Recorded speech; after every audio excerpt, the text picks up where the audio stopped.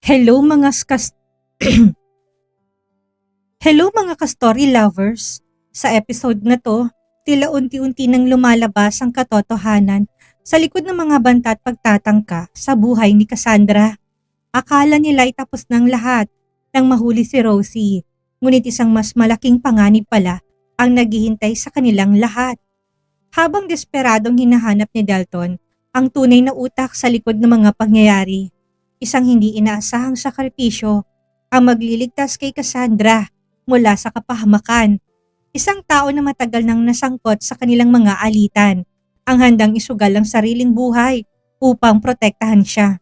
Sa gitna ng takot, galit at pag-aalala, may mga sugat na hindi lamang pisikal ang kailangang paghilumin.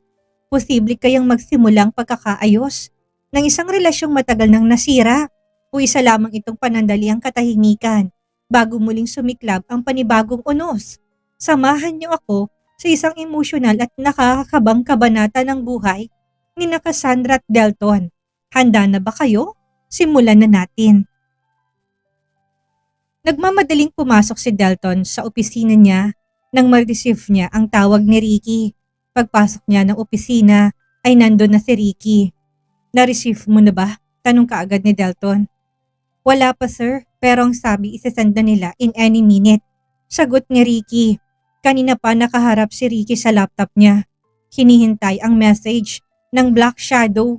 Gusto pa rin nilang makumpirma na si Rosie nga ang nagbayad sa Black Shadow para ipapatay si Cassandra. Yan na sir, nagulat pang sambit ni Ricky nang ma-receive na nila ang email. You can take a picture for this because in 10 minutes, this email will be deleted. Saad ng email, binuksan naman ni Dalton ang files at mabilis yung pinicturan. Nang matapos siya, itinignan niya na muna ang nilalaman ng email sa laptop. Victor Gatchalian? Usal ni Dalton. Nagtataka kung tama bang binigay ng information sa kanya. Mabilis na nag-reply si Dalton habang hindi pa nawawalang email. Sigurado ba kayong tamang ibinigay niyo sa akin? Si Cassandra Marquez sana ang target niyo. Kayo rin ang nagsasend ng mga email sa kanya, hindi ba? Gusto kong malaman kung sinong client yung lumapit sa inyo para pagtangkaan ang buhay ni Cassandra Marquez. Sambit ni Dalton sa reply niya, sa kanya yung sinend. Yes, Mr. Chavez. Everything you see in the email is true. That is the information you asked for. He is the person who approached us and asked us to threaten your girlfriend using our email. Sino siya? Nagtatakang tanong ni Dalton. Mukhang familiar sa akin ang pangalan na yan, pero hindi ko matandaan. Sabat ni Ricky. Pilit na inaalala kung saan niya ba nakita o narinig ang pangalan ni Victor. What is this person? Tanong pa ni Dalton sa Black Shadow. Hindi pa man nakaka-reply ang Black Shadow ay bigla nang nawala ang email. Damn it, inis niyang saad. Sino na naman si Victor? Hanggang ngayon hindi pa nila nahuhuli si Rosie. Tapos may ibang tao na naman silang kailangang hanapin. Tama si Cassandra. Paano kung nasa paligid lang namin ang kalaban namin? Biglang nag-alala si Dalton. Kaya tinawagan niya mga bodyguard ni Cassandra para bantayan ng mabuti si Cassandra. Nag-utos na rin si Dalton na bantayan din ang iba pang member ng pamilya nila para masiguro nilang walang masasaktan sa kanila. Tinawagan na ni Dalton si Detective Aaron pero hindi ito sumasagot. Alamin mo kung nasaan si Detective Aaron at kung anong ginagawa nito. Otoridad na utos ni Dalton. Yes sir, sagot ni Ricky. Tinawagan din ni Dalton ang girlfriend niya. Hello baby, malambing niyang wika. Huwag kang lalabas, okay? Kung kailangan mo talagang lumabas, hayaan mo na bantayan ka ng mga bodyguard mo ng malapitan. Pagpapaalala niya. May nangyari ba? Tanong ni Cassandra dahil nagtataka siya. Masyadong nag-aalala at natatakot ang tinig ni Dalton. Naguguluhan pa rin ako hanggang ngayon. Sundin mo na lang ang lahat ng sinabi ko, okay? Huwag matigas ang ulo. Don't worry, nakikinig ako sa'yo. Sagot ni Cassandra. Nang matapos ang tawag ay muling bumuga ng malalim na buntong hininga sa Dalton. Tinignan niya ang cellphone niya. Binasa niya ang information ni Victor Gatchalian. Nakalagay sa files kung anong service ang inavail nito. Isa na doon ang paggamit ng email ng Black Shadow at pagkuha ng sniper. Sandali, hindi ba siya connected kay Rosie? Pagtataka ni Dalton dahil nasabi na sa kanila ni Rosie ang nag-utos sa lalaking nasa kulungan na ngayon para sugurin si Cassandra sa penthouse. Posibleng magkakampi sila. Gumamit si Rosie ng ibang tao para lumapit sa Black Shadow para ba hindi siya matrace. Bahagyang natawa si Delton. Hindi niya akalain na matalino rin kumilos si Rosie. Sinisigurado nitong walang may iwang ebidensya laban sa kanya. Bumalik naman kaagad si Ricky.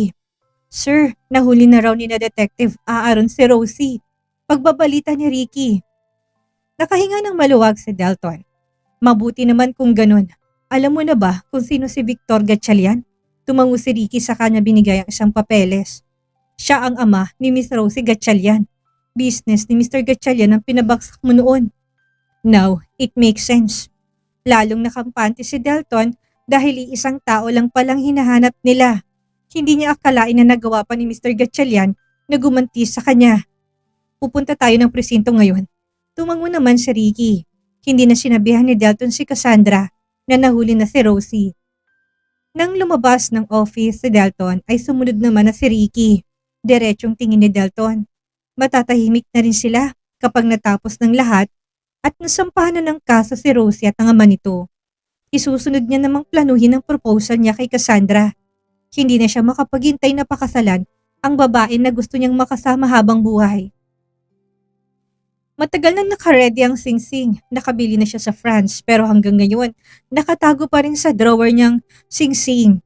Tahimik lang sila ni Ricky habang nasa biyahe. Makalipas ang ilang minuto nakarating din sila sa presinto.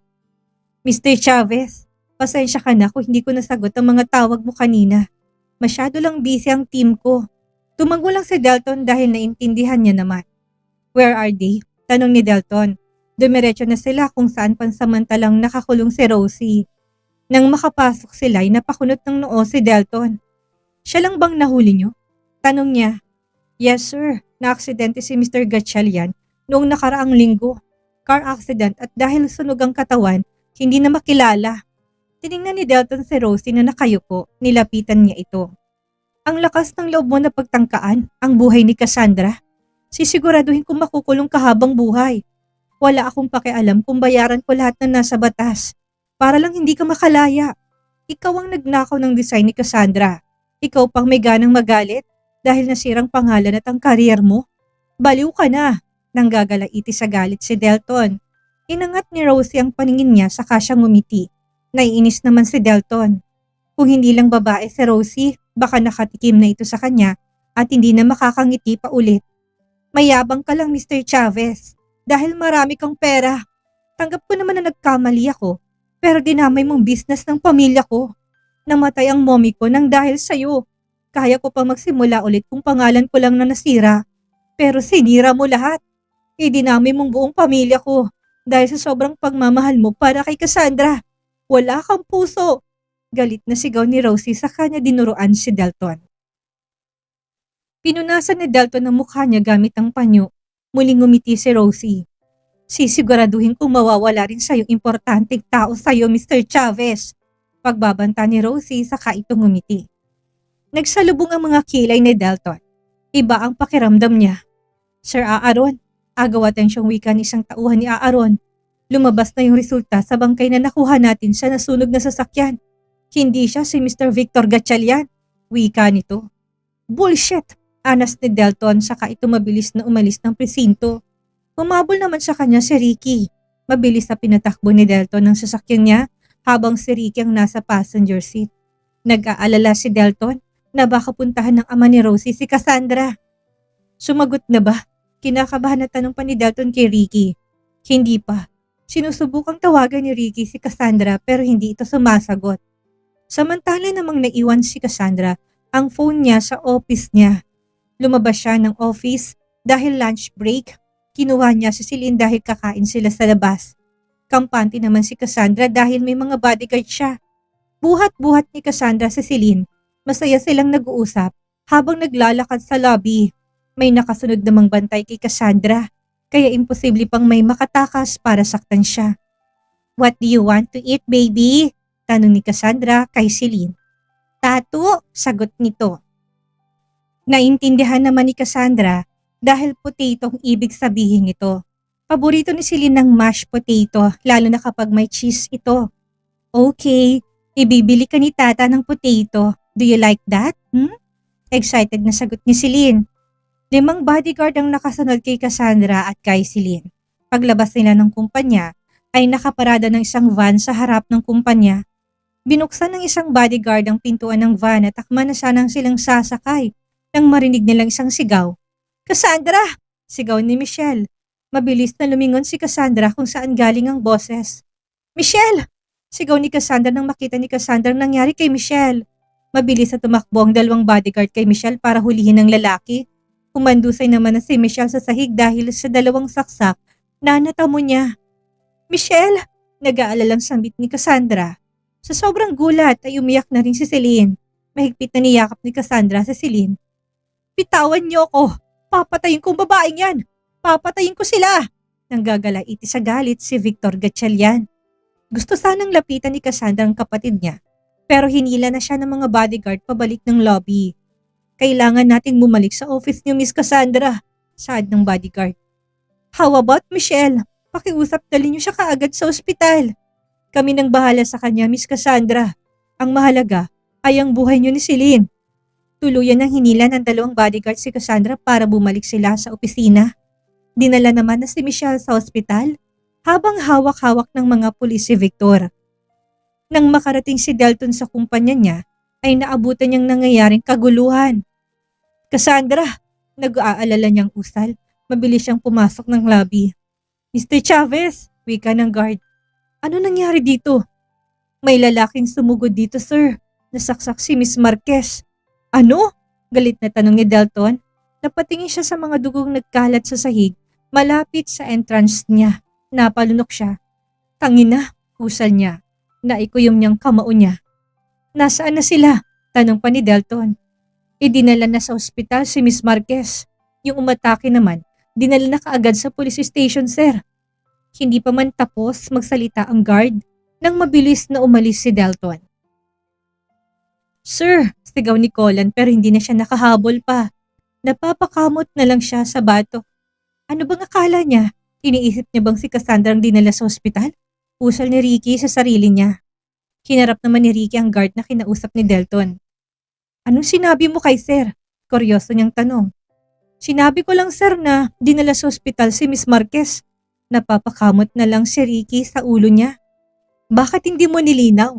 Marquez din si Cassandra. Yung guard naman ang napapakamot sa batok. Pasensya na sir, hindi ko kasi alam ang pangalan niya. Kilala ko lang siya sa apelyido niya. Pagpapaliwanag ng guard. Napapailing na lang si Ricky. Tinawagan niya na lang ang number ni Delton pero ring lang ito ng ring. Siguradong hindi sasagutin ni Delton ang tawag niya dahil sa sobrang pag-aalala para kay Cassandra. Nasaan si Cassandra nang mangyari to? Muling tanong ni Ricky sa guard.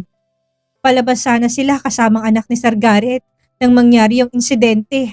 Yung 2 bodyguard ni Ma'am Cassandra binalik sila sa itaas. Napatango-tango si Ricky.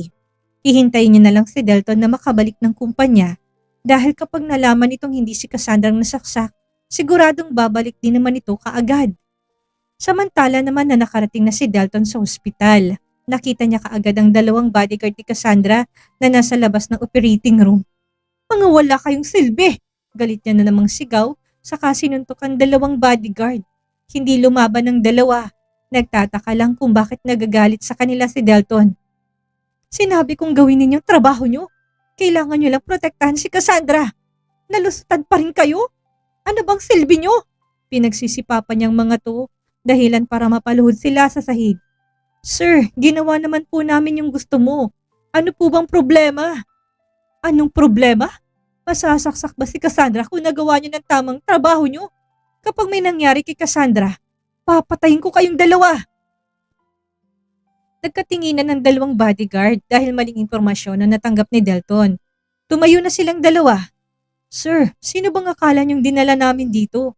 Kung si Ma'am Cassandra ang hinahanap niyo, nasa opisina sila kasama si Celine at ang 2 naming kasama. Kumalma naman si Delton at nalilitang tinignan ng 2 bodyguard. Kung hindi si Cassandra ang dinala niyo dito, sino? Tanong niya na. Siya yata yung bunsong kapatid ni Ma'am Cassandra. Really? Tila nabunutan ng tinik si Delton sa nalaman. Tatawagan sana ni Delton si Cassandra pero hindi niya dala ang cellphone niya dahil naiwan ito sa sasakyan. Give me your phone. Utos ni Delton. Binigyan naman kaagad ng lalaki ang cellphone niya. Tinawagan niya si Cassandra at nakailang ring pa bago ito sumagot. Hello? Rinig ni Delton sa boses ni Cassandra. Where are you? Delton? Yeah, it's me. Nasaan ka? Are you okay? Nandito kami ni Celine sa office ko. Bakit nagpunta ka ng ospital? Anong ginagawa mo dyan? Akala ni Delton ay may nangyari na naman sa babaeng mahal niya. Sa tuwing naririnig niyang hospital, ay tila ba nabablangko siya. Ang gusto niya nalang gawin ay makita si Cassandra. Mabuti naman at ligtas ka. Akala ko ikaw nang dinala dito. Huwag ka nga alis. Pabalik na ako. Ibinalik na ni Delton ang phone ng bodyguard saka siya bumalik ng kumpanya. Kalmado ng mga kamay niyang nakahawak sa manibela. Kanina lang ay halos paliparin niya ang sasakyan niya. Makarating lang kaagad kay Cassandra. Samantala namang pinanood na ni Cassandra ang CCTV footage. Kitang-kita nilang lalaking nakasuot ng cap habang nakatingin kay Cassandra. Papasok ng kumpanya si Michelle nang mapansin niyang lalaki. Naakma na sanang susugurin si Cassandra ay sinubukan ni Michelle na pigilan ng lalaki. Sa inis na lalaki sinaksak niya ng 2 beses si Michelle. Napapapikit na lang si Cassandra. Dahil hindi niya kayang panoorin kung paano kabrutal si Mr. Gatchalian. Kung hindi pa napigilan ng 2 bodyguard si Mr. Gatchalian, baka napatay na nito si Michelle sa dami ng saksak. Mabilis na niyakap ni Delton si Cassandra nang makabalik siya ng opisina. Akala ko, tuluyan ka nang mawawala sa akin. Mababaliw ako sa kakaisip sa kaligtasan mo. Punong-puno ng pag-aalalang tinig ni Delton. Halos ayaw niya nang bitawan si Cassandra. Napangiti naman si Cassandra, sa kanya ito niyakap at hinaplos ang likod niya. Okay lang naman ako. Masyado ka nag-aalala para sa akin. Sa dami ng bodyguard na nagbabantay sa akin, may maglalakas loob pa ba na lumapit sa akin at saktan ako? Wala namang nangyari sa akin. I'm fine, kaya huwag ka nang masyadong mag-alala. Pagpapakalma ni Cassandra dahil ramdam na ramdam niya ang malakas na tibok ng puso ni Delton. Mas mahigpit na niyakap ni Delton si Cassandra. Wala na siyang pakialam kung masasangkot pa siya sa aksidente kanina. Dahil ang mahalaga na lang sa kanya ay ang masiguro niyang ligtas ang babaeng mahal niya. Hindi mo ko masisisi. Maraming beses na nilang pinagtangkaan ng buhay mo. Ayaw ko nang maulit na masaktan ka na naman nila. Hindi ko na alam ang gagawin ko kapag nangyari yun. At kapag nangyari yun, hindi ko na sila hayaang sikatan pa ng araw. Wala silang karapatan na saktan ka, Cassandra.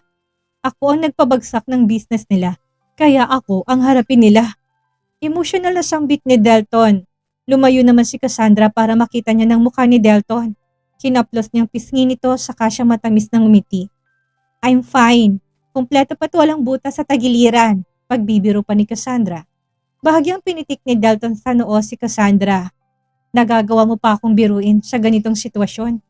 Halos lumabas na yung puso ko sa sobrang lakas ng kabog kanina eh.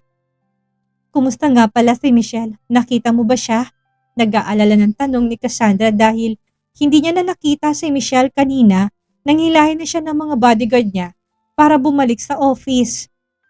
Pagdating ko ng ospital, nasa loob pa siya ng operating room. Kasama niya dun yung 2 bodyguard na naghatid sa kanya. Hindi ko na hinintay na may lumabas sa doktor dahil ikaw ang gusto kong masiguro. Kung okay ka lang ba? Napabuntong hininga si Cassandra.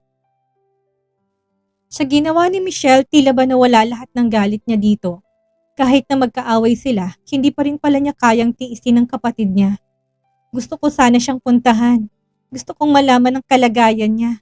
Tumango naman kaagad si Delton. Hindi niya pipigilan si Cassandra na puntahan si Michelle. Iniwan na muna nila si Celine kay Dahlia, saka sila nagtungo ng hospital. Tahimik lang sila habang nasa biyahe. Tahimik na nananalangin si Cassandra para sa kaligtasan ni Michelle, lalo na't nakita niyang hindi lang isang beses na sinaksak si Michelle. Nagpakawala siya ng malalim na buntong hininga. Malakas na naman ang kabog ng puso niya. Paulit-ulit na sinasambit sa isip niya na sana'y maging maayos ang lahat kay Michelle. Hawak na ng mga pulis si Mr. Gatchalian. Wala pa rin bang balita kay Rosie kung nasan siya? Kuryosong tanong ni Cassandra. Nahuli na nila si Rosie. Kanina ko lang din nalaman. Nagpunta ako ng presinto kasama ko si Ricky para siguraduhin. Ang alam nila Detective Aaron ay patay na si Mr. Gatchalian. Pero pinalabas lang pala nilang namatay na siya para makaganti pa ito sa'yo. Kaya ka nagpunta ng kumpanya kanina, tumango si Delton. Dahil alam ko na may mali. Sa mga ngiti pa lang at mga sinabi ni Rosie kanina, alam ko may pinaplano pa siya. At hindi nga ako nagkamali.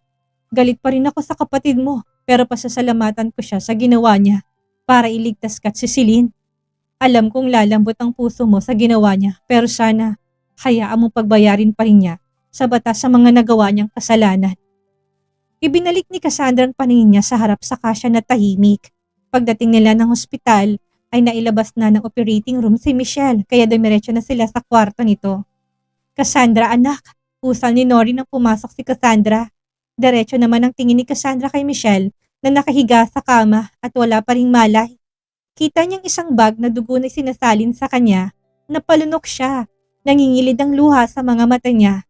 Naupo siya sa gilid ng kama habang si Delton ay nasa sofa na lang. Tinitigan ni Cassandra si Michelle. Mapait siyang ngumiti. Nasasaktan siya sa sinapit ng kapatid niya.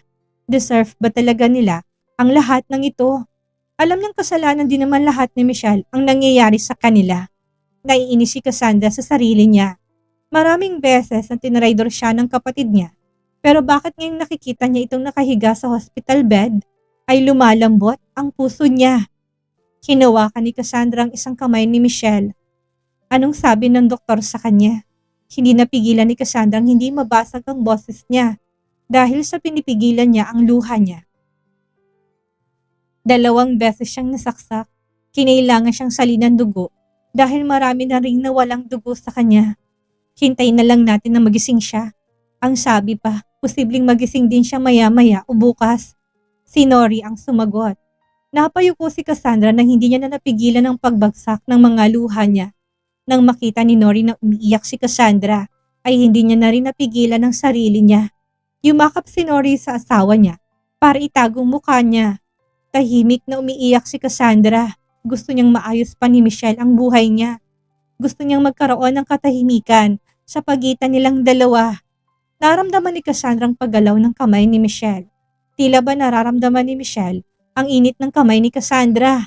Nasasaktan siya dahil sa sinapit ni Michelle. Pero kailangan niya ituloy ang kaso laban kay Michelle. Kailangang pagbayaran ni Michelle ang lahat ng kasalanan nito sa batas. Alam ni Cassandra na yun ang makakabuti kay Michelle. Nang sa ganon ay pagsisihan nitong mga nagawa niya. Napasinghot si Cassandra saka siya bumuga ng hangin. Bakit ka umiiyak? Napatingin silang lahat kay Michelle. Bakas pa rin ang panghihina niya. Mabuti naman at gising ka na. Mabilis na pinalis ni Cassandra ang mga luha niya, pero hindi niya alam kung bakit masyado siyang emosyonal. Patuloy pa rin ang pagbagsak ng mga luha niya, kaya bahagya na lang siyang natawa sa sarili niya. Pasensya ka na, napuwing yata ako. Pagdadahilan niya, nangihinang ngumiti si Michelle. Do I really deserve your tears, ate? Malambing na saad ni Michelle, kaya napatingin si Cassandra sa kanya, bahagyang ngumiti si Cassandra. Bakit ba ang bait-bait mo? Nakakainis ka. Naiyak din saad ni Michelle. Hindi ako umiiyak ng dahil sa'yo, no? Pagtatanggi ni Cassandra. Itatanggi mo pa ba? Bakit ka umiiyak sa harap ko? Hindi pa naman ako patay, kaya huwag kang umiyak dyan. Masyado kang mabait. Naiinis ako sa'yo. Nakangusong sambit ni Michelle. Napangiti si Cassandra. Magiging maayos na rin ba ang relasyon nilang magkapatid? At dito nagtatapos ang ating episode, mga kaibigan. Sa kabila ng lahat ng galit, inggit at pagtataksil na namagitan kina Cassandra at Michelle, isang hindi inasahang sakripisyo ang nagpatunay na may natitira pa ring pagmamahal sa pagitan nilang magkapatid. Ngunit sapat na kaya yun para mabura ang lahat ng sugat na iniwan ng nakaraan. Ngayong nasa kustodiya na siya. Sina Rosie at Victor Gatchalian, tuluyan na ngang matatapos ang mga panganib na nagbabanta kay Cassandra o may iba pang lihim na naghihintay na mabunyag. At higit sa lahat, handa na kaya si Cassandra na patawarin si Michelle kahit kailangan pa rin itong harapin ang mga kasalanang nagawa niya. Abangan ang susunod na kabanata dahil mas marami pang emosyon, revelasyon at mahalagang desisyon ang darating. Kung nagustuhan ninyong kwentong ito, huwag kalimutang mag-like mag-share at mag-subscribe. Maraming salamat sa inyong walang sawang suporta. Hanggang sa susunod na episode.